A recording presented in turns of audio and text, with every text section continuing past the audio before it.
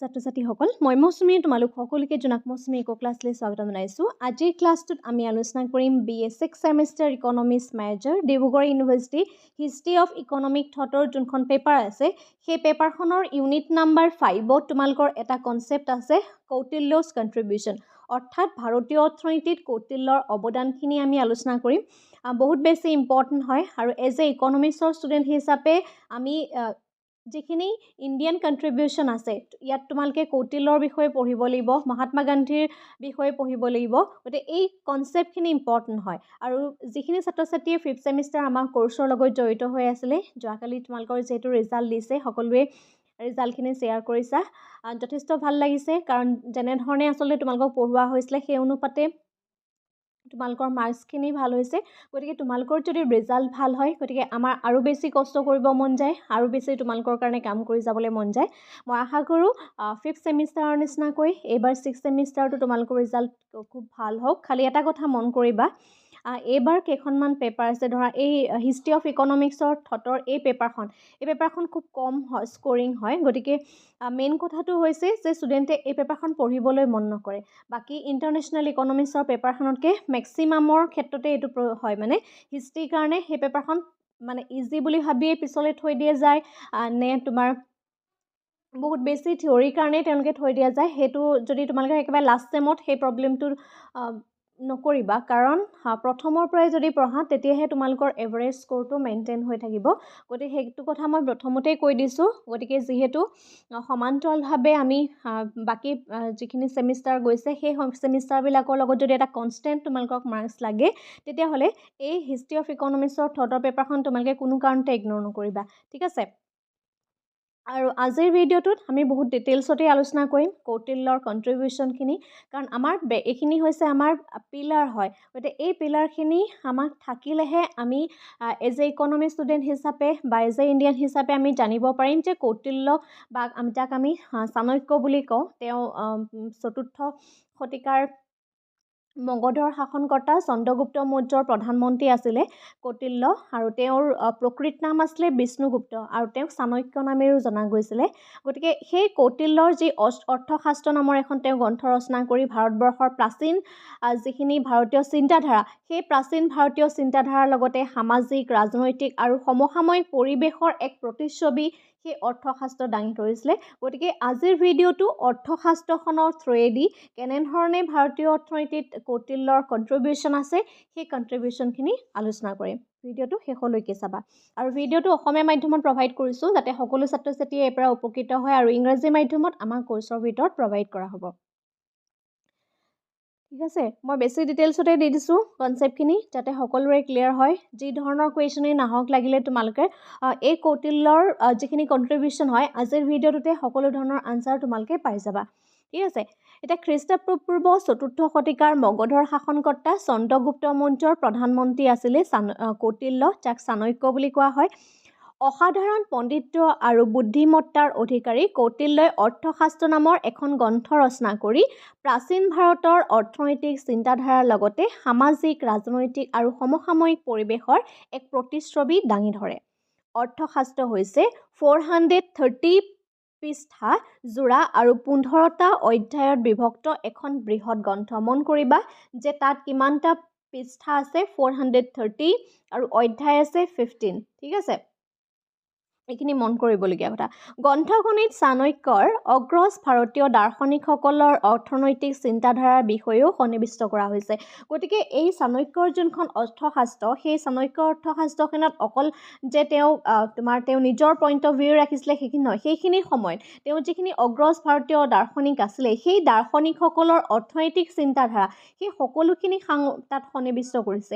ইয়াৰ উপৰিও শংকৰাচাৰ্য হওক বা বাণভট্ট হওক, হৰ্ষবৰ্ধন হওক বা নীতিশাস্ত্ৰৰ লেখক কমাতাত্বক বা অৰ্থনীতিৰ বিষয়ে অধ্যয়ন কৰা গৌতম বা কৃষিৰ সংগ্ৰহৰ প্ৰণেতা পৰাশমণি ইত্যাদিৰ ওচৰতো তেখেত কৃতজ্ঞ হৈছিলে। গতিকে তেওঁলোকৰ কিছুমান চিন্তাধাৰা আৰু লগত ৰাখি পেলাই আচলতে এই গোটেই সমগ্ৰ গ্ৰন্থখন তেওঁ ৰচনা কৰিছিলে। গতিকে অৰ্থশাস্ত্ৰ যেতিয়া আমি আলোচনা কৰিম, অৰ্থনৈতিক চিন্তাধাৰাৰ দিশৰে বা আমি অৰ্থনৈতিক পাৰ্সপেক্টিভত এই কনসেপ্টটো আলোচনা কৰিছোঁ প্ৰথম কথাটো হৈছে যে এই অৰ্থশাস্ত্ৰখনৰ অৰ্থনীতিৰ প্ৰতি ধাৰণা কেনেকুৱা আছিলে প্ৰথম কথা যে অৰ্থনীতিৰ প্ৰতি ধাৰণা কেনেকুৱা আছিলে কৌটিল্যৰ মতে অৰ্থনৈতিক শাস্ত্ৰৰ পৰিসৰ যথেষ্ট বহল আছিলে বা বিস্তৃত আছিলে তেখেতে ৰাষ্ট্ৰীয় অৰ্থনৈতিক বুজাবৰ কাৰণে ভাট্টা ধাৰণাটো ব্যৱহাৰ কৰিছিলে কৃষি বাণিজ্য পশুধনৰ লগত জড়িত বিজ্ঞান ভিত্তিক বিজ্ঞানক এই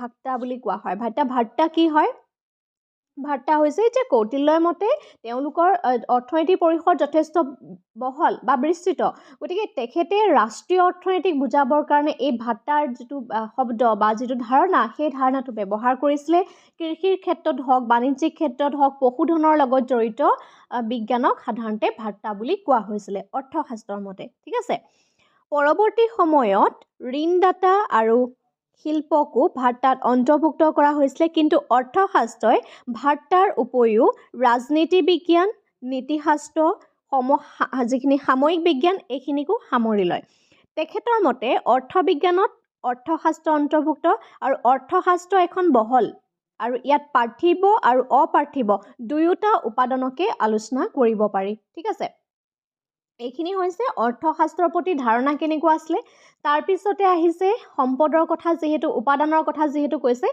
যে অৰ্থশাস্ত্ৰত আমাৰ কি আছে পাৰ্থিব আৰু অপাৰ্থিব এই দুয়োটা উপাদানেই কিন্তু সন্নিবিষ্ট হৈ আছে বা তাত আমি আলোচনা কৰিব পাৰোঁ সেকেন্ড কথাটো হৈছে আমি এনেকৈ পাৰ্টকৈ লিখিবা দেই তোমালোকে এজ এ পেৰাগ্ৰাফ লিখাতকৈ মই ইয়াত যেনেধৰণে চেষ্টা কৰিছোঁ যিমান পাৰোঁ ইজি ৱেত তোমালোকক পইণ্ট ৱাইজ কনচেপ্টখিনি দিবলৈ কাৰণ হিষ্ট্ৰী অফ ইকনমিক্সৰ থটৰ এই কনচেপ্টখিনি যিমান তুমি হাইলাইট কৰি লিখিব পাৰা যিমান পইণ্ট ৱাইজ কৰি লিখিব পাৰা সিমানহে তোমালোকৰ স্ক'ৰ হ'ব তুমি এটা যদি পেৰাগ্ৰাফ কৰি পেলাই লিখি থৈ আহা তেতিয়া কিন্তু এই পেপাৰখন স্ক'ৰ নহয় ঠিক আছে গতিকে কুৱেশ্যন যেতিয়া আনচাৰ লিখিবা সেই কুৱেশ্যন আনচাৰৰ প্ৰেজেণ্টেশ্যনটো বহুত বেছি ইম্পৰ্টেণ্ট 6th ছেমিষ্টাৰৰ কাৰণে সেইটো তোমালোকে মন কৰিবা প্ৰথম কথা সম্পদৰ সম্পৰ্কে ইয়াত কি কৈছিলে যে প্ৰাচীন ভাৰতবৰ্ষত সম্পদ আহৰণৰ দ্বাৰা সমাজৰ মংগল সাধনৰ কাৰণে প্ৰচেষ্টা চলোৱা হৈছিলে আৰু এই সময়ত বিশ্বাস কৰা হৈছিলে যে জীৱনৰ উদ্দেশ্য চাৰিটা ঠিক আছে প্ৰথমটো হৈছে ধৰ্ম দ্বিতীয়টো হৈছে অৰ্থ 3 নম্বৰতে হৈছে কাম 4 নম্বৰতে হৈছে মোক্ষ ঠিক আছে যে প্ৰাচীন ভাৰতবৰ্ষত মানুহে যে সম্পদ আহৰণ কৰিছিলে কিয় আহৰণ কৰিছিলে যে সমাজৰ মংগল সাধনৰ কাৰণে প্ৰচেষ্টা কৰা হৈছে যে সম্পদ আহৰণ কৰিছিলে সম্পদ কিয় আহৰণ কৰা হৈছিলে যে সম্পদ আহৰণৰ দ্বাৰা যাতে সমাজৰ মংগল সাধন হয় তাৰ প্ৰচেষ্টা চলোৱা হৈছিলে আৰু সেই সময়ত বিশ্বাস কৰা হৈছিলে যে জীৱনৰ উদ্দেশ্য চাৰিটা ধৰ্ম অৰ্থ কাম আৰু মোক্ষ ঠিক আছে তাৰপিছতে সম্পদ কি সম্পদ মানে অৰ্থ সম্পদ বা অৰ্থ হৈছে জীয়াই থকাৰ উদ্দেশ্য সম্পদ বৃদ্ধিৰ উপায় হৈছে সঞ্চয় এইটো সঁচা কাৰণ এই কথাটো বৰ্তমানো হয় যদিও কৌটিল্যই এইখন 14th শতিকাতে তেওঁ চন্দ্ৰগুপ্তৰ মৌৰ্যৰ সেই সময়ৰ তেওঁ এজন মানে এই অৰ্থশাস্ত্ৰ প্ৰণেতা আছিলে তথাপিতো বৰ্তমান সময়ত যদি আমি অৰ্থনীতিৰ বিভিন্ন ধৰণৰ থিয়ৰিবিলাক পঢ়িছোঁ তেতিয়াও আমি গম পাওঁ যে আমি সম্পদ বৃদ্ধি কৰিবৰ কাৰণে আমাক কি লাগিব কেপিটেল একুমুলেশ্যন হ'বলৈ হ'লে ছেভিং মাষ্ট বি লাগিবই হয়নে ছেভিং নহ'লে কেপিটেল একুমুলেশ্যন নহয় সেইটো আমি এতিয়াও জানো হয়নে কাৰণ আমাৰ যোনটো ইনকাম হয় ইনকামৰ এটা পাৰ্ট আমি কনজাম্পশ্যন কৰোঁ অন্য এটা পাৰ্ট আমি ছেভিং কৰোঁ আৰু সেই ছেভিংটোৱে ফিউচাৰত গৈ পেলাই কি হয় কেপিটেল একুমুলেশ্যন বা মূলধনৰ গঠন হয় কিন্তু ইয়াত সম্পদ বুলি কোৱা হৈছে ঠিক আছে গতিকে সম্পদৰ যি প্ৰয়োজনীয়তা সেই প্ৰয়োজনীয়তাটো চাৰিটা গুণ প্ৰথম কথাটো হৈছে বিষয়নিষ্ঠতা ছেকেণ্ডটো হৈছে ভোগযোগ্যতা 3 নম্বৰটো হৈছে যথোপযুক্ততা আৰু 4 নম্বৰটো হৈছে হস্তান্তৰযোগ্যতা এইটো এতিয়াও হয় আমি যদি চাওঁ যে সম্পদৰ প্ৰয়োজন কিয় আজি মানুহক কেপিটেল একুমুলেশ্যন কিয় লাগে মানুহে এইটো নুবুজিবা কাৰণ যদিও তেওঁলোকে এইটো আলোচনা কৰিছিলে কৌটিল্যৰ অৰ্থশাস্ত্ৰত কিন্তু বৰ্তমান আমি এক প্ৰায়োগিক দেখিবলৈ পাওঁ কাৰণ আমি যে কেপিটেল একুমুলেশ্যন হৈছে আজি কাৰোবাৰ ওচৰত ছেভিং বহুত আছে কাৰোবাৰ ওচৰত সম্পত্তি বহুত বেছি আছে সেই সম্পদবিলাক হৈছে বস্তুনিষ্ঠতা প্ৰথম কথা সেকেন্ড কথাটো হৈছে ভোগযোগ্যতা আমি সেইখিনি কনজাম্পশন কৰিম হয়নে আমাৰ যিখিনি আছে আমি সেইটো ফিউচাৰ কনজাম্পশন কৰোঁ ফিউচাৰ আমি সেইখিনি ইনভেষ্ট কৰি পেলাই আৰ্নিং কৰোঁ তাৰ জৰিয়তে আমি কনজাম্পশন কৰিব পাৰোঁ হয়নে নহয় তাৰপিছতে যথোপযুক্ততা সেই সম্পদখিনিৰ যথোপযুক্ত ব্যৱহাৰ আছে সেইকাৰণে সেই সম্পদখিনি আমি ৰাখিছোঁ হয়নে তাৰপিছতে হৈছে হস্তান্তৰযোগ্যতা সম্পদৰ কিন্তু হস্তান্তৰযোগ্য হ'ব লাগিব এঠাইৰ পৰা আন ঠাইলৈ নিব লাগিব সেই কাৰেঞ্চি থ্ৰুৱেদি মানে যিটো ট্ৰানজেকশ্যন থাকিব যোনটো ৰুপিজ থাকিব বা যোনখন দেশত যিটো কাৰেঞ্চি সেই অনুপাতে আৰু এখন ঠাইৰ পৰা অন্য এখন ঠাইলৈ নিয়াৰ ক্ষেত্ৰতেই হওক সেইখিনি তাৰ হস্তান্তৰযোগ্যও হ'ব লাগিব তুমি সেইখিনি বেচা কিনা কৰা টকাৰ মূল্যতেই হওক বা এজেগাৰ পৰা অন্য এজেগালৈ নিয়াৰ ক্ষেত্ৰতেই হওক ঠিক আছে তাৰপিছতে আহিছে কিন্তু বস্তুগত সম্পদ অধ্যয়নে জীৱনৰ একমাত্ৰ লক্ষ্য নহয় সম্পদ আহৰণৰ দ্বাৰা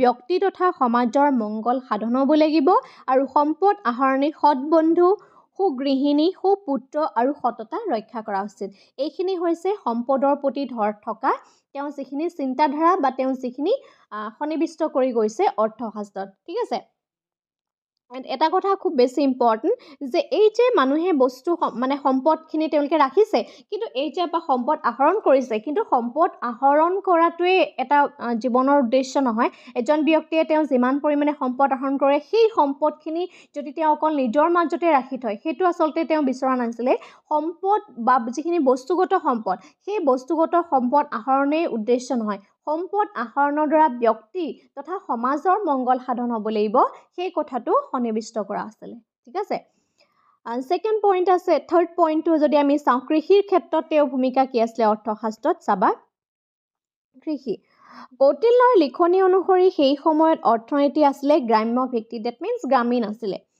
সেয়েহে জীৱন নিৰ্বাহৰ প্ৰধান অৱলম্বন কৰিছিলে জীৱিকা হিচাপে কৃষিয়ে আছিলে একমাত্ৰ সম্বল আৰু পশুধন কৃষি আৰু পশুধন আছিলে ঠিক আছে সেই সময়ত ভূপতিসকলে শ্ৰেণীৰ আবিৰ্ভাৱ নাছিলে কৃষকসকলে আছিলে ভূমিৰ বা তেওঁলোকৰ যিখিনি কৃষি পাম সেই কৃষি পামৰ ব্যৱস্থাৰ দ্বাৰা কৃষি কাৰ্য তেওঁলোকে চলাইছিলে প্ৰথম কথা কৃষিৰ ক্ষেত্ৰত যদি চাবা প্ৰথম আমি মনত ৰাখিব লাগিব যে কৌটিল্যৰ অৰ্থশাস্ত্ৰৰ মতে সেইখিনি সময়ত অৰ্থনীতি কি আছিলে গ্ৰামীণ ভিত্তিত সেকেন্ড কথা যে জীৱন নিৰ্বাহৰ বাবে তেওঁলোকে অৱলম্বন কৰিছিলে কৃষি আৰু পশুধন ঠিক আছে আৰু সেই সময়ত ভূপতিসকলৰ বা যিখিনি ভূপতি শ্ৰেণী সেইখিনি শ্ৰেণীৰ আবিৰ্ভাৱ নাছিলে আৰু কৃষকসকলেই ভূমিৰ প্ৰকৃত গৰাকী আছিলে অৱশ্যে বজাৰৰ অধীনত অলপমান ভূমি আছিলে আৰু সেই ভূমি তেওঁ কৃষি পামৰ ব্যৱস্থাৰ দ্বাৰা কৃষি কাৰ্য চলাইছিলে আৰু কৃষকসকলে কৃষি কাৰ্যত যথেষ্ট পাৰদৰ্শী আছিলে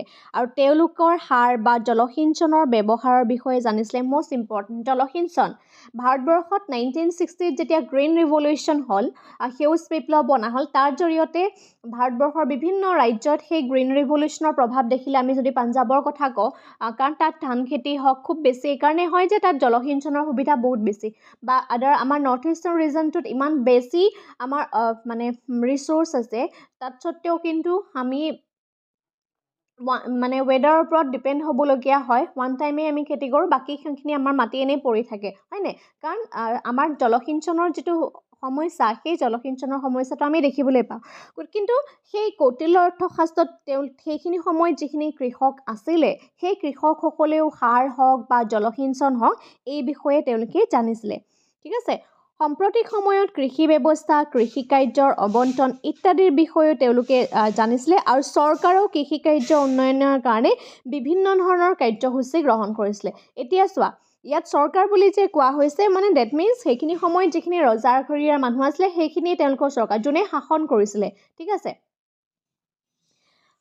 এতিয়া ৰজাৰ অধীনত থকা ভূমিৰ পৰীক্ষামূলকভাৱে বিভিন্ন ধৰণৰ কৃষি কাৰ্য চলোৱা হৈছিলে যেনেধৰণে এতিয়াও কৰা হয় হয়নে নহয় যেনে ভূমি পৰীক্ষা কৰা হয় সইল টেষ্ট এনেধৰণে কৰা হয় ঠিক তেনেধৰণে ৰজাৰ অধীনত যিখিনি ভূমি সেই ভূমিখিনি পৰীক্ষামূলকভাৱে বিভিন্ন কৃষি কাৰ্য তাত চলোৱা হৈছিলে ডেট মিনছ কোনখিনি মাটিত কি খেতি হ'ব সেইখিনি দিয়া হৈছিলে নেক্সট কথাটো যিসকল কৃষকে তেওঁলোকৰ ওপৰত কৰ আৰোপ কৰা কৰ নিয়মিতভাৱে পৰিশোধ কৰিছিলে তেওঁলোকক উদগামী শস্য মুদ্ৰা আৰু ভূমিৰ যোগান ধৰিছিলে সেইখিনি সময়তো কৃষিৰ ওপৰত কৰ আছিলে কিন্তু মন কৰিবলগীয়া কথা যিখিনি মানুহে নিয়মিতভাৱে কৰ পৰিশোধ কৰিছিলে সেই কৰ পৰিশোধ কৰা কৃষকসকলক উদগনি যোগাবৰ কাৰণে তেওঁলোকক শস্যৰ যোগান ধৰিছিলে তেওঁলোকৰ মুদ্ৰা আৰু ভূমিৰ যোগান ধৰা হৈছিলে গতিকে এইখিনি হৈছে এক প্ৰকাৰৰ ইনিচিয়েটিভ ঠিক আছে ইম্পৰ্টেণ্ট হয় মই পইণ্টকে লিখিবলৈ চেষ্টা কৰিছোঁ যাতে তোমালোকৰ বস্তুখিনি ক্লিয়াৰ হয়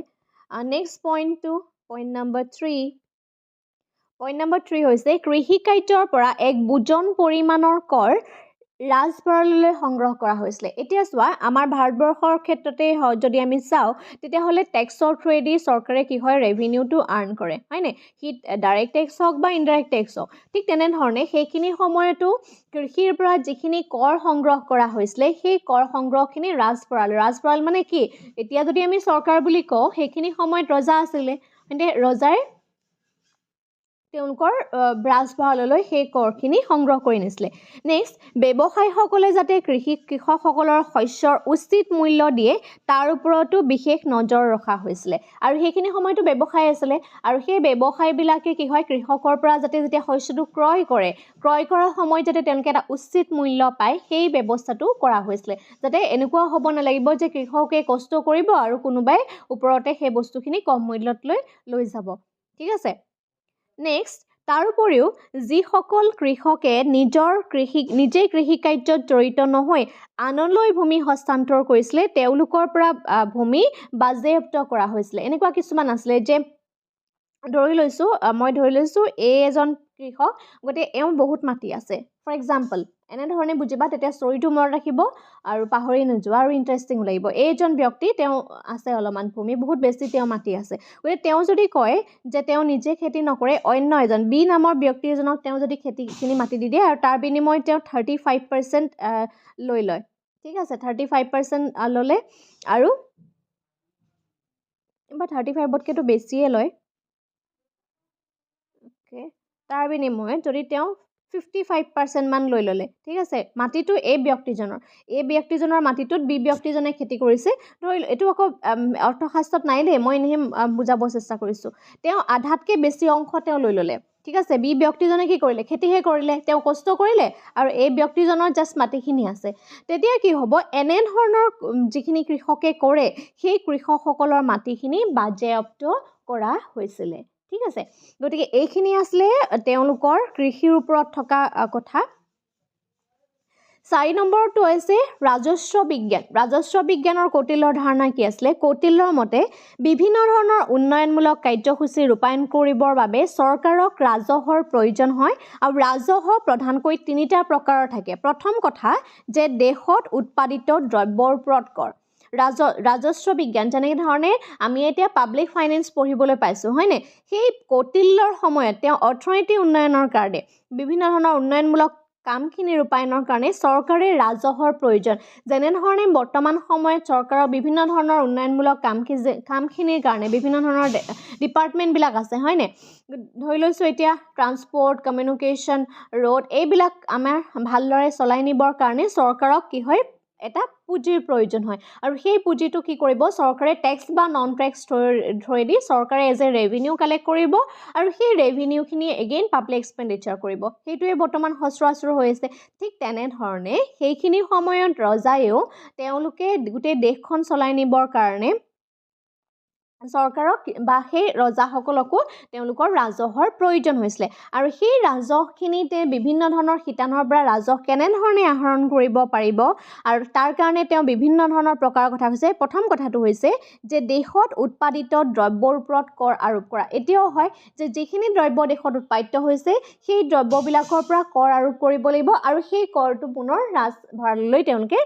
লৈ যাব ঠিক আছে ছেকেণ্ড পইণ্টটো হৈছে যে ৰাজ্যৰ ৰাজধানীত উৎপাদিত দ্ৰব্যৰ ওপৰত কৰ এতিয়াও হয় আমাৰ যিখিনি এটা হৈছে কেন্দ্ৰীয় সূচী আছে হয়নে আৰু ৰাজ্যিক সূচী আছে আৰু সহৱৰ্তী সূচী আছে ঠিক তেনেধৰণে ভাগকৈ কৰি দিয়া হৈছিলে যে ৰাজ্যৰ ৰাজধানীত উৎপাদিত দ্ৰব্যৰ ওপৰত কৰ আৰোপ কৰা আৰু 3 নম্বৰ পইণ্টটো হৈছে আমদানি আৰু ৰপ্তানিৰ ওপৰত আৰোপিত শুল্ক যেনেধৰণে এতিয়া আমাৰ টেৰিফ আছে টেৰিফ এণ্ড কোটাছ আছে হয়নে পাবা তোমালোকে ইণ্টাৰনেশ্যনেল ইকনমিক্সৰ সেইটো পঢ়িবলৈ পাবা যেনেধৰণে ভূমিৰ কৰ অবকাৰী শুল্ক সম্পত্তিৰ কৰ সীমা শুল্ক জমিন চৰকাৰী জোৱাৰ ওপৰত আৰোপ কৰা কৰে হৈছে চৰকাৰৰ ৰাজহৰ প্ৰধান উৎস মন কৰিবা দেই কৌটিল্যৰ অৰ্থশাস্ত্ৰৰ মতে যে ৰাজহখিনি ক'ৰ পৰা আহৰণ কৰে এইটো ইম্পৰ্টেণ্ট ভূমি কৰ অবকাৰী শুল্ক সম্পত্তিৰ কৰ সীমা শুল্ক জৰিমনা চৰকাৰী জোৱাৰ ওপৰত আৰোপ কৰা কৰে হৈছে ৰাজহৰ প্ৰধান উৎস আৰু সংগৃহীত ৰাজহক ঘাইকৈ ব্যৱহাৰ কৰা হয় যে বিষয়াসকলক মজুৰি প্ৰদান কৰা আৰু প্ৰশাসনীয় ব্যয় বহন কৰা সৈন্য বাহিনীৰ প্ৰতিপালন কৰা ইত্যাদি এতিয়াও হয় এটা চৰকাৰী যিখিনি মানে ৰাজহ সংগ্ৰহ কৰে যাক আমি ৰেভিনিউ বুলি কওঁ হয়নে সেই ৰেভিনিউখিনি কি কৰে যিখিনি চৰকাৰী আণ্ডাৰত যিখিনি মানুহে কাম কৰি আছে তেওঁলোকৰ দৰমহা হওক আমাৰ যিটো ডিফেন্স আছে তেওঁলোকক চলাই মানে আমি ৰাখিব লাগিব হয়নে বা যিখিনি প্ৰশাসনিক কাম আছে সেইখিনিৰ কাৰণেও চৰকাৰক ৰাজহৰ প্ৰয়োজন হয় এতিয়া চৰকাৰে এইটো কোনো ধৰণৰ মন্ত্ৰী এমএলএ তেওঁলোকে নিজৰ সম্পত্তি বিকি পেলাই মানুহক দৰমহা দিব নিদিয়ে গতিকে সেইখিনি চৰকাৰে কি কৰিব লাগিব কালেক্ট কৰিব লাগিব হয়নে ইম্পৰ্টেণ্ট হয় যদিও অৰ্থশাস্ত্ৰ যথেষ্ট পুৰণা কিন্তু অৰ্থশাস্ত্ৰত বহুত কিছুমান ইম্পৰ্টেণ্ট কথা আমাক কৈ গৈছিলে গতিকে অৰ্থশাস্ত্ৰৰ এই কণ্ট্ৰিবিউশ্যনখিনি আকৌ কৈছোঁ এজ এ ইকনমিক্সৰ ষ্টুডেণ্ট হিচাপে জনাটো ইম্পৰ্টেণ্ট হয় নেক্সট কৰ সংগ্ৰহৰ ক্ষেত্ৰত কিছুমান তেওঁলোকে নীতি নিৰ্দেশনা মানি চলা হৈছিলে আৰু সেইসমূহ হ'ল প্ৰথম কথা হ্ৰস্বকালীন আৰু দীৰ্ঘকালীন কৰৰ ওপৰত পাৰ্থক্য ৰখা হৈছিলে যে কৰটো হ্ৰস্বকালীন short term and long term এই দুইটা ধৰণৰ শ্বৰ্ট টাৰ্ম লং টাৰ্ম দুইটা ধৰণৰ হৈছিলে যে যুদ্ধ বিগ্ৰহ প্ৰাকৃতিক দুৰ্যোগ ইত্যাদিৰ সময়ত বিপদ আপদৰ সন্মুখীন হ'বলৈ হ্ৰস্বকালীন কৰ আৰোপ কৰিছিলে আৰু দীৰ্ঘকালত এনেধৰণৰ কৰবিলাক উঠাই বাকী যিখিনি সচৰাচৰ ভূমি কৰ সম্পত্তি কৰ এইখিনিৰ ওপৰত গুৰুত্ব দিয়া হৈছিলে এতিয়া চোৱা ধৰি লৈছোঁ দেশখনত যদিহে কিবা এটা সময়ত যুদ্ধ বিগ্ৰহ হয় বা প্ৰাকৃতিক দুৰ্যোগ হয় গতিকে সেই ক্ষতিখিনি পূৰণ কৰিবৰ কাৰণে কম সময়তে কি হ'ব চৰকাৰক ৰাজহৰ প্ৰয়োজন হ'ব সেই কম সময়ৰ যিটো ৰাজহ সেই ৰাজহটো কি কৰিব পাব্লিকৰ পৰা কালেক্ট কৰিবৰ কাৰণে যোনটো কৰ উঠাই সেইটোক আমি সেইখিনি সময় শ্বৰ্ট টাৰ্ম বা হ্ৰস্বকালীন কৰ বুলি কোৱা হৈছিলে আৰু দীৰ্ঘকালত কি হয় এই হ্ৰস্বকালৰ যিখিনি কৰ এইখিনিক উঠাই পেলাই বাকী যিখিনি সম্পত্তি কৰ ভূমি কৰ আছিলে সেইখিনি দীৰ্ঘকালত আহিলে ঠিক আছে বস্তুখিনি বহুত বেছি চিষ্টেমেটিক হয় গতিকে আমি পুৰণাখিনি কেতিয়াও এৰাই চলিব নোৱাৰোঁ ছেকেণ্ড কথা কৰৰ হাৰ জনসাধাৰণৰ সমৰ্থৰ ওপৰত ভিত্তি কৰা হৈছিলে এতিয়া আমি তোমালোকৰ পাব্লিক ফাইনেন্সত পঢ়িবলৈ পাবা ability to pay principle okay সেই এবিলিটি টু পে প্ৰিন্সিপল আমাৰ বৰ্তমান ভাৰতবৰ্ষতো সেইটো হয় যে এজন ব্যক্তিৰ যিমান সামৰ্থ্য সেই সামৰ্থ্যৰ ওপৰত ভিত্তি কৰিয়েতো কৰ যিখিনি ব্যক্তিৰ ইনকাম কম তেওঁৰ একেবাৰে কমখিনি ইনকাম নাই মানে টেক্স দিব নালাগে যিমানেই ইনকাম এণ্ড ৱেল্থ বাঢ়ি গৈ থাকিব সিমানেই এডিশ্যনেল এমাউণ্ট অফ টেক্সৰ লেয়াৰ তেওঁলোকে পে' কৰি গৈ থাকিব লাগিব হয়নে সেইটোকে কোৱা হয় সামৰ্থ্যতাৰ ওপৰত ভিত্তি কৰি কৰ গতিকে অৰ্থশাস্ত্ৰটো সেইটো কোৱা হৈছিলে যে কৰৰ হাৰ জনসাধাৰণৰ সামৰ্থ্যৰ ভিত্তিত আৰোপ কৰা হৈছিলে নিম্ন হাৰৰ কৰে আৰ্থিক লোকক সামৰি লয় অধিক আৰ্থিক লোক যিখিনি হাৰ অৰ্থনীতিখনত এতিয়াও যদি আমি চাওঁ ভাৰতবৰ্ষত ইনকাম ইনইকুৱেলিটি বহুত বেছি যে আয়ৰ বৈষম্য যিখিনি বেছি ধনী মানুহ সেইখিনি বহুত বেছি ধনী হৈ গৈ আছে যিখিনি দুখীয়া হৈ গৈ আছে ডেট মিনছ ইনকাম ইনইকুৱেলিটিৰ ভিতৰত ইণ্ডিয়া একদম টপ লেভেলত আছে যদিও আমি ৱৰ্ল্ডৰ বৰ্তমান 4th ৰেংকত আছোঁ ঠিক আছে ঠিক তেনেধৰণে সেইখিনি সময়ত যদি আমি কৰ চাওঁ তেতিয়াহ'লে নিম্ন হাৰৰ যিখিনি লোক নিম্ন হাৰৰ কৰ সেই দেশখনৰ বেছি সংখ্যক লোককে তেওঁলোকে সামৰি লৈছিলে আৰু দেশৰ নাগৰিকক অন্য দেশলৈ প্ৰব্ৰজন কৰাটো ৰোধ কৰা হৈছিলে আৰু যিসকলৰ আয় অধিক তেওঁলোকৰ ওপৰত উচ্চ হাৰত কৰ আৰোপ কৰা উচিত যেনেধৰণে এতিয়াও হয় ঠিক আছে এতিয়া চোৱা যদিহে দেশখনত যিখিনি মানুহে কাম কৰে সেই মানুহখিনিৰ ওপৰত যেতিয়া heavy amount of tax impose কৰা হয় তেতিয়াহ'লে কি কৰিব সেই মানুহখিনিয়ে নিজৰ দেশ এৰি পেলাই বেলেগলৈ যাবলৈ বিচাৰিব কাৰণ ইণ্ডিয়াত যদি ইমান আমি থাকিলে ইমান ইনকামো কৰিছোঁ আৰু তাৰ সমান্তৰালভাৱে যদি আমি ইমান হেভি এমাউণ্ট অফ টেক্সেই পে' কৰিছোঁ তেতিয়াহ'লে মই অন্য এখন কাণ্ট্ৰিৰ চিটিজেনশ্বিপ লৈ লওঁ তেতিয়াহ'লে মই ইমানখিনি টেক্স পে' কৰিব নালাগে গতিকে সৰ্বসাধাৰণ মানুহে সেইটো ভাবে আৰু আমাৰ ইণ্ডিয়াতো বহুতখিনি হৈ আছে তেনেধৰণৰ গতিকে চেষ্টা কৰা হৈছিলে যে অন্য ধৰণৰ দেশলৈ যাতে সেই প্ৰব্ৰজনটো ৰোধ কৰিব পাৰে তাৰ কাৰণে যে টেক্সৰ হাৰটো কমাই ৰখা নেক্সট কথাটো হৈছে কৰ এবছৰত এবাৰহে সংগ্ৰহ কৰিব লাগে মষ্ট ইম্পৰ্টেণ্ট নেক্সট কৰসমূহ সংগ্ৰহ কৰাৰ ব্যয়ো নিম্নতম হোৱা আছে। এতিয়া কৰ সংগ্ৰহ কৰি যদি চৰকাৰে 1 crore ৰূপী সংগ্ৰহ 1 crore পালে, কৰ সংগ্ৰহ কৰি 100 crore পালে, কিন্তু কৰ সেই 100 crore খৰচ কৰিবলৈ যদি চৰকাৰে 120 crore খৰচ কৰিবলগীয়া হয়, তেতিয়াহ'লে কি লাভ হ'ব, হয়নে নহয়? তাৰ মানে আমি এতিয়াও হয় সেইটো বা আগতেও আছিলে, অৰ্থশাস্ত্ৰটো সেইটো সন্নিৱিষ্ট আছে যে কৰ সংগ্ৰহ কৰা ব্যয়, সেই কৰ সংগ্ৰহ কৰা ব্যয়ো নিম্নতম হ'ব লাগিব। বুজি পালা? কৌটিল্যই কেতবোৰ কৰক হাৰ নিৰ্ধাৰণ কৰি দিছিলে আৰু সেই সময়ত আমদানিৰ কৰ মুঠ আমদানিৰ ওপৰত 1/5 হোৱা উচিত। এই পইণ্টবিলাক মনত ৰাখিবা দেই, এইখিনি লিখিব লাগিব কিন্তু। এইখিনি কোনো কাৰণত স্ক্ৰিপ্ট নহয়। সেইখিনি সময়ত যিখিনি তেওঁলোকে কৰ, সেই আমদানি কৰ মুঠ আমদানিৰ 1/5 হোৱা উচিত। বিলাসী দ্ৰব্য আৰু সামাজিক কল্যাণৰ বাবে ব্যৱহাৰ কৰিব পৰা দ্ৰব্যৰ ওপৰত অধিক কৰ আৰোপ কৰিবলৈ তেওঁ কি কৰিছিলে, পৰামৰ্শ দিছিলে। বিলাসী দ্ৰব্য, যাৰ কাৰণ টকা আছে সেইটো বিলাসী দ্ৰব্য ব্যৱহাৰ কৰিব, হয়নে? সমাজ কল্যাণ ব্যাহত কৰা, প্ৰথম কথা যিটো এতিয়াও হয়, এতিয়াও যদি আমি লাক্সাৰিয়াছ দ্ৰব্য এটা বেছিকৈ ব্যৱহাৰ কৰিবলৈ যাওঁ, তেতিয়াহ'লে অবভিয়াছলি আমি তাক বেছিকৈ সেই বস্তুটো দামত ক্ৰয় কিনিব লাগিব, ঠিক আছে? ঠিক তেনেধৰণে আমাৰ টবাকো হওক বা ৱাইন হওক, এইবিলাকৰ ওপৰত বেছি এমাউণ্ট শুল্ক সেইখিনি আৰোপ কৰা হয়। কিয় কৰা হয়? কাৰণ সেইখিনি সমাজ কল্যাণ নকৰে। সেইকাৰণে কোৱা হৈছে সমাজ কল্যাণ ব্যাহত কৰিব পৰা যিখিনি বস্তু, যিখিনিয়ে সমাজ কল্যাণ নহয় বা যিখিনি বিলাসী দ্ৰব্য, সেই দ্ৰব্যবিলাকৰ ওপৰত হেভি এমাউণ্ট অফ কৰ আৰোপ কৰা কথাও কিন্তু কৌটিল্যই সন্নিৱিষ্ট কৰিছিলে অৰ্থশাস্ত্ৰত, যোনটো এতিয়াও হয়, ঠিক আছে? ভূমিৰ ৰাজহ ব্যৱস্থাৰ বিষয়ে কৌটিল্যই বিস্তৃতভাৱে বৰ্ণনা কৰিছিলে। বিভিন্ন প্ৰকাৰৰ ভূমিৰ বাবে কৰৰ পৰিশোধৰ পৰিমাণো সুকীয়া হোৱা উচিত। এডোখৰ ভূমিত উৎপাদন হোৱা মুঠ উৎপাদনৰ 1/12ৰ পৰা 1/3 অংশ ভূমিৰ হোৱা উচিত, ঠিক আছে? সেই সময়ত ৰাজকোষ বৃদ্ধিৰ বাবে বিভিন্ন ধৰণৰ প্ৰচেষ্টা চলোৱা হৈছিলে।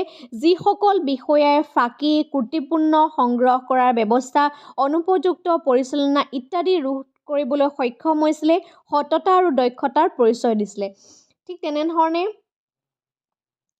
এইখিনি যে তেওঁলোকে কৰখিনি সংগ্ৰহ কৰিলে ভূমি ক্ষয়ৰ ক্ষেত্ৰত, ৰাজকোষ বৃদ্ধি কৰিবৰ বাবে প্ৰচেষ্টা চলোৱা হৈছে। আৰু যিসকল বিষয়াই ফাঁকি বা ত্ৰুটিপূৰ্ণ সংগ্ৰহ ব্যৱস্থা, অনুপযুক্ত পৰিচালনা ব্যৱস্থা ইত্যাদি ৰোধ কৰিবলৈ সক্ষম হৈছিলে, সততা বা দক্ষতাৰ পৰিচয় দিছিলে, তেওঁলোকক পুৰস্কাৰ কিন্তু দিয়া হৈছিলে, ইনিচিয়েটিভ তেওঁলোকক দিয়া হৈছিলে, ঠিক আছে? আৰু যিসকল অদক্ষ, অসৎ বা দুৰ্নীতিপৰায়ণ বিষয়া, তেওঁলোকক কিন্তু শাস্তি বিহাৰ ব্যৱস্থা আছিলে। গতিকে এই গোটেইখিনি কথা আমি ৰাজস্ব বিজ্ঞানত পঢ়িবলৈ পাইছোঁ একৰ্ডিং টু কৌটিল্যছ অৰ্থশাস্ত্ৰ, ঠিক আছে? নেক্সট পইণ্ট আছে পইণ্ট নাম্বাৰ 5, মূল্য আৰু বাণিজ্য। মূল্য আৰু বাণিজ্যৰ সম্পৰ্কত কি? আধুনিক মূল্য ব্যৱস্থাৰ লগত প্ৰাচীন ভাৰতবৰ্ষৰ মূল্য ব্যৱস্থাৰ যথেষ্ট সাদৃশ্য আছিলে। দ্ৰব্যৰ বিনিময় মূল্যৰ ওপৰত প্ৰাধান্য দিয়া হৈছিলে, অৰ্থাৎ যদি এবিধ দ্ৰব্য অন্য এবিধ দ্ৰব্যৰ লগত বিনিময় কৰিব নোৱাৰি, তেন্তে সেই দ্ৰব্যবিধৰ কোনো মূল্য নাথাকে, হয়নে? এতিয়াও যদি আমি চাওঁ যে আধুনিক মূল্য ব্যৱস্থাৰ লগত বৰ্তমান যদি আমি মূল্য ব্যৱস্থা চাওঁ, সেই ব্যৱস্থাৰ লগত ভাৰতবৰ্ষৰ প্ৰাচীন মূল্য ব্যৱস্থাৰ যথেষ্ট সাদৃশ্য আছে। প্ৰথম কথা যে দ্ৰব্যৰ বিনিময় মূল্যৰ ওপৰত প্ৰাধান্য দিয়া হৈছিলে, পণ্য বিনিময় নাছিলে, ঠিক আছে? আমি মূল্য দিব লাগিব, ঠিক আছে? যদিহে এবিধ দ্ৰব্যৰ লগত অন্য এবিধ দ্ৰব্য বিনিময় কৰিব নোৱাৰি, তেন্তে সেই দ্ৰব্যৰ কোনো মূল্য নাথাকে। বুজি পালা? পণ্য বিনিময়ত কি হয়, সাধাৰণতে যদিও পণ্য বিনিময় থাকে, ঠিক আছে? আজি যদি তোমাক চাউলৰ প্ৰয়োজন, এজনক ৰাইচৰ প্ৰয়োজন আৰু এজন ব্যক্তিক ধৰি লৈছোঁ ক্লথৰ প্ৰয়োজন। এতিয়া মেজাৰ কৰিব যে তোমাক চাউল কিমান লাগে, ক্লথ কিমান লাগে। তুমি যদি 1 কেজি চাউলৰ কাৰণে এযোৰ গৰম কাপোৰ বিচৰা, তেতিয়াহ'লে পণ্য বিনিময় হ'ব জানো? কাৰণ কি হ'ব? যোনজনে ক্লথ দিব, কাপোৰ দিব, সেইজনৰ বহুত বেছি লোকচান হ'ব। তাৰমানে সেই পণ্য বিনিময় হ'লেও যে আমি যে বস্তু আদান প্ৰদান কৰিছোঁ, সেই আদান প্ৰদান কৰা আমি যাতে দিব পাৰোঁ, বুজি পাইছানে? যাতে দিব পৰা হয়, সেই বস্তুটোৰ ওপৰত গুৰুত্ব দিব লাগিব। নেক্সট, দ্ৰব্যৰ দৰ নিৰ্ধাৰণৰ ক্ষেত্ৰত লাভ বা মুনাফাৰ অন্তৰ্ভুক্ত কৰা হৈছিলে। কৌটিল্যৰ মতে এবিধ দ্ৰব্যৰ দৰ উৎপাদন ব্যয় আৰু যুক্তিসংগত লাভৰ যোগফলৰ সৈতে সমান হোৱা উচিত। তেওঁ লাভৰ কথাও কৈছিলে কৌটিল্যই যে এবিধ দ্ৰব্যৰ দৰটো কি থাকিব লাগিব, উৎপাদন কৰা ব্যয় আৰু যুক্তিসংগত লাভ। কাৰণ চোৱা, আমি মাৰ্কেটৰ পৰা এটা বস্তু কিনি আনিলোঁ, তাৰ এটা মাৰ্কেট প্ৰাইচ আছে, হয়নে? কিন্তু সেই পাৰ্টিকুলাৰ বস্তুটো উৎপাদন কৰিবলৈ যাওঁতে এটা কথা মন কৰিছানে, সেই বস্তুটো প্ৰডাকশ্যনত খৰচ হ'ব। ফৰ এক্সাম্পল, আজি তুমি এই মোবাইলটো কিনি আছা, আজি মোবাইলটো তুমি মোৰ ভাগৰ ভিডিঅ'টো চাইছা বা আদাৰ কিছুমান কাম তুমি কৰি আছা, হয়নে? কিন্তু তাৰ এটা মাৰ্কেট প্ৰাইচ আছে, ধৰি লৈছোঁ তাৰ মাৰ্কেট প্ৰাইচ 15K, 15,000 টকীয়া তুমি এটা মোবাইল চলাই আছা আৰু সেই মোবাইলটোৰ এইটো মাৰ্কেট প্ৰাইচ। কিন্তু যে তুমি চলাই থকা এই মোবাইলটো 15,000টো মানুহে উৎপাদন কৰা নাই, এই 15,000টোৰ লগত কোম্পেনীৰ প্ৰডাকশ্যন কষ্ট থাকিব। এই মোবাইলটো উৎপাদন কৰিবলৈ কোম্পেনীয়ে খৰচ কৰিবলগীয়া হৈছে আৰু এই 15,000 ভিতৰতে কিন্তু কোম্পেনীৰ লাভো সোমাই থাকিব লাগিব। বুজি পালানে? কাৰণ কোম্পেনীয়ে লাভ নোহোৱাকৈ তোমাক এনেই ছ'চিয়েল ৱেলফেয়াৰ হ'ব বুলিতো তোমাক মোবাইলটো হাতত দিয়া নাই। কোম্পেনীৰ কি হ'ব লাগিব? অবভিয়াছলি লাভ হ'ব লাগিব, হয়নে নহয়? কিন্তু এইটোও নহয় যে একেবাৰে জিৰ'ত উৎপাদন কৰি পেলাই তোমাক দিছে, সেইটো নহয়। মানে এই পাৰ্টিকুলাৰ কমোডিটিবিলাকৰ মাৰ্কেট প্ৰাইচ এটা আছে আৰু সেই মাৰ্কেট প্ৰাইচটো জনাৰ আগতে আমি এটা কথা জানিব লাগিব যে সেই পাৰ্টিকুলাৰ বস্তুটোৰ এটা প্ৰডাকশ্যন কষ্ট আছে আৰু সেই প্ৰডাকশ্যন কষ্টটোৰ লগত সেই পাৰ্টিকুলাৰ ব্যক্তিজনৰ তেওঁ যিটো লাভ, সেই লাভটো তাৰ সৈতে যোগ হৈ আছে, যোনটো সঁচা হয়, হয়নে? যোনটো কৌটিল্যই অৰ্থশাস্ত্ৰত কৈছিলে। ঠিক আছে, যদিহে খাদ্যৰ নাটনিৰ বাবে উচ্চ দৰ নিৰ্ধাৰণ কৰা হয় তেন্তে তাৰ পৰা লাভ কৰা অতিৰিক্ত লাভ ৰাজকোষলৈ যোৱা উচিত। মন কৰিবা দেই, খাদ্যৰ নাটনিৰ বাবে উচ্চ দৰ নিৰ্ধাৰণ কৰা হয় তেন্তে তাৰ পৰা আহৰণ কৰা অতিৰিক্ত লাভ ৰাজকোষলৈ যোৱা উচিত। ইম্পৰ্টেণ্ট কথা মন কৰা, যেতিয়া আমাৰ এই গোটেই বস্তুটো ছাপ্লাই, খাদ্যৰ নাটনি হোৱা মানে ছাপ্লাইটো কি হ'ব? ডিক্ৰিজ হোৱা, হয়নে? ছাপ্লাই ডিক্ৰিজ হৈ গ'ল, কিন্তু তাৰ সমান্তৰালভাৱে মানুহৰ কি হৈছে? ডিমাণ্ডটো ইনক্ৰিজ। যিমানেই ছাপ্লাই কমিব সিমান ডিমাণ্ড ডিক্ৰিজ হ'ব, কাৰণ আমাৰ জনসংখ্যা বেছি, হয়নে? আৰু মানুহক লাগিবই জীয়াই থাকিবৰ কাৰণে। আৰু সেইখিনি সময়ত যেতিয়া খাদ্যৰ নাটনি হয়, ডেট মিনছ আমাৰ যিটো ছাপ্লাই হয় সেই এগ্ৰিগেট ছাপ্লাইটো কমি যাব, বাট আমাৰ এগ্ৰিগেট ডিমাণ্ডটো সমান্তৰালভাৱে কি হ'ব? বাঢ়ি যাব। তোমাৰ ওচৰত ষ্টক কম আছে, কিন্তু তোমাৰ সেই ষ্টকখিনিৰ পৰা তোমাৰ ওচৰত ক্ৰয় কৰিবলৈ মানুহ বহুত বেছি আহিছে। তোমাৰ যিহেতু বস্তু কম আছে আৰু বহুত মানুহক বস্তুখিনি লাগে, সেইখিনি সময়ত বিক্ৰেতাসকলে কি কৰিব? প্ৰাইচটো সাধাৰণতে ইনক্ৰিজ কৰি দিয়ে, দৰ বৃদ্ধি কৰে। ফৰ এক্সাম্পল, ছিজনৰ আগত যেতিয়া আমাৰ কিবা এটা বস্তু পাচলি আহে, তেতিয়া সেই পাচলিটোৰ দামটো বহুত বেছি থাকে। কিয় থাকে? কাৰণ মাৰ্কেটত সেই পাৰ্টিকুলাৰ কমোডিটিটোৰ বা সেই পাৰ্টিকুলাৰ প্ৰডাক্টটোৰ ষ্টক কম থাকে আৰু বহুত মানুহে সেই বস্তুটো বিচাৰে, যাৰ কাৰণে সেই বস্তুটোৰ কি হয়? আমি প্ৰাইচটো বেছি লওঁ বা মাৰ্কেটত বেছি হয়। আৰু এনেধৰণে যেতিয়া প্ৰাইচ তেওঁলোকে সংগ্ৰহ কৰে, তাৰ যিটো অতিৰিক্ত লাভ, যিটো ছুপাৰ নৰ্মেল প্ৰফিট বুলি কওঁ, নৰ্মেল প্ৰফিটটো নহয়, স্বাভাৱিক লাভটো কোৱা নাই, যিটো ছুপাৰ নৰ্মেল প্ৰফিট, অতিৰিক্ত যিখিনি লাভ হয়, সেই অতিৰিক্ত লাভখিনি যাতে ৰাজকোষলৈ যায়, কোনো ব্যৱসায়িক লোকৰ তেওঁলোকে হস্তক্ষেপ নকৰি অতিৰিক্ত লাভটো যাতে ৰাজকোষলৈ যায়, তাৰ কথাও কিন্তু কৌটিল্যই জনাইছিলে। ঠিক আছে, এইটো বহুত বেছি ইম্পৰ্টেণ্ট হয় দেই, প্ৰত্যেকটো লাইনে ইম্পৰ্টেণ্ট হয়। মই সেইকাৰণে কৌটিল্য অৰ্থশাস্ত্ৰৰ এই কনচেপ্টটো মই পৰাপক্ষত স্কিপ নকৰিবলৈ চাইছোঁ, যাতে গোটেইখিনি বস্তু তোমালোকে বুজি পোৱা। কাৰণ এই বস্তুখিনি বৰ্তমান আমি অৰ্থনীতিত আমি দেখিবলৈ পাওঁ, আমি বিভিন্ন ধৰণৰ থিয়ৰী পঢ়ি আছোঁ, ডাঙৰ ডাঙৰ থিয়ৰী পঢ়ি আছোঁ, হয়নে? সেই থিয়ৰীবিলাকৰ মাজত কথাবিলাক আমি ইয়াৰ বুজি পাওঁ। কাৰণ মই আকৌ কৈছোঁ যে আমি কেতিয়াও আমাৰ বেছটো এৰিব নোৱাৰোঁ, আমাৰ যিটো ফাউণ্ডেশ্যন এইখিনি, হয়নে, অৰ্থনীতি বিজ্ঞানৰ। গতিকে এজ এ ইণ্ডিয়ান হিচাপে বা ভাৰতীয় অৰ্থনীতি যিহেতু আমি আলোচনা কৰিছোঁ, ইকনমিক্সৰ ষ্টুডেণ্ট হিচাপে এইখিনি আমি জানিব লাগে। ঠিক আছে, অ'কে। অৱশ্যে কৌটিল্যৰ লিখনিত ভূমি বা অন্যান্য ধৰণৰ স্থাৱৰ সম্পত্তিৰ দৰে কিদৰে নিৰ্ধাৰণ কৰা হয়, এই বিষয়ে তেওঁলোকে ব্যাখ্যা কৰা হোৱা নাই। কেনেধৰণে ভূমি বা অন্যান্য ধৰণৰ স্থাৱৰ যিখিনি সম্পত্তি আছে, সেই সম্পত্তিৰ দৰ কেনেধৰণে নিৰ্ধাৰণ কৰিব, এই সম্পৰ্কে কিন্তু তেওঁ অৰ্থশাস্ত্ৰত কোনো ধৰণৰ ব্যাখ্যা আগবঢ়োৱা নাই। ঠিক আছে, গতিকে সেইটো আমাৰ আধৰুৱা হৈ থাকিলে। নেক্সট পইণ্টটো হৈছে সুদ কেনেধৰণে লাভ কৰিব। মূলধনৰ উৎপাদনশীলতাৰ গুণৰ বাবে সুদ আহৰণ কৰা হয়, কিন্তু সুদৰ হাৰ অতি উচ্চ হোৱা অনুচিত। মুঠ মূলধনৰ 15% হৈছে সৰ্বাধিক সুদৰ হাৰ উচিত। অৱশ্যে বন্ধকত ৰখা সম্পত্তিৰ ওপৰত সুদ আৰোপ কৰিবলৈ অনুমতি দিয়া হোৱা নাছিলে। ঠিক আছে, প্ৰথম কথাটো যে সুদৰ ওপৰত বহুত বেছি এটা কথা ক'লেই যে মূলধনৰ উৎপাদনশীলতাৰ গুণৰ বাবে সুদৰ হাৰ আহৰণ কৰা হৈছিলে, প্ৰথম কথা। কিন্তু সুদৰ হাৰ অতি উচ্চ হোৱা অনুচিত।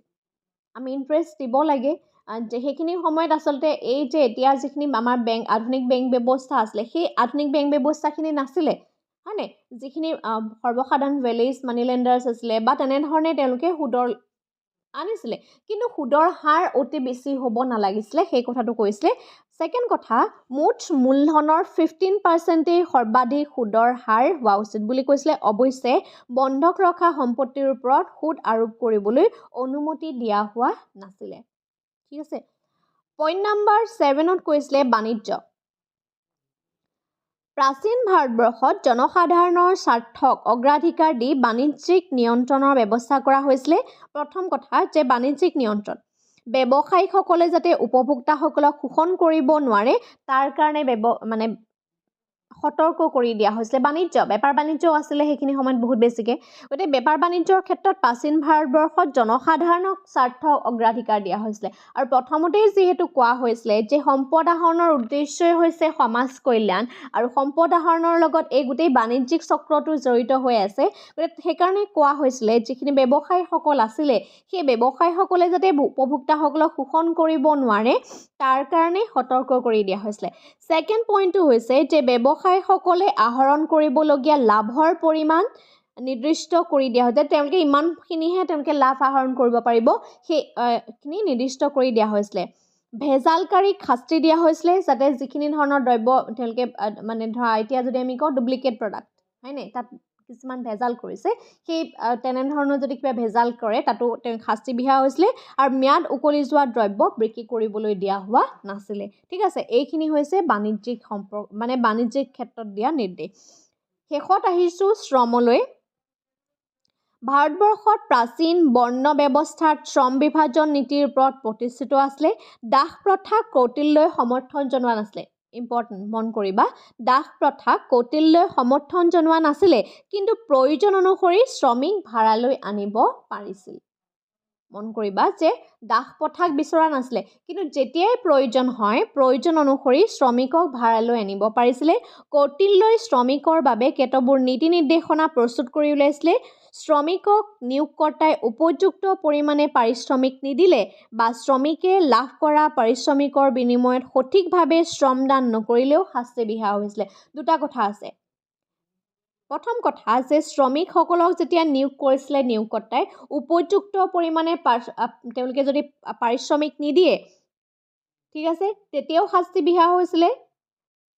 ছেকেণ্ড কথা, তেওঁলোকে যিখিনি ধৰি লৈছোঁ বিজনেছমেন আৰু এজন হৈছে লেবাৰ। ঠিক আছে, এই বিজনেছমেনজনে যেতিয়া এই লেবাৰজনক কামত লগাব, তেওঁ কি কৰিব লাগিব, বজাৰত যোনটো নিৰ্ধাৰিত মূল্য, এটা উপযুক্ত মূল্য দিব লাগিব, আৰু যদি নিদিয়ে তেওঁক শাস্তি বিহিব লাগিব।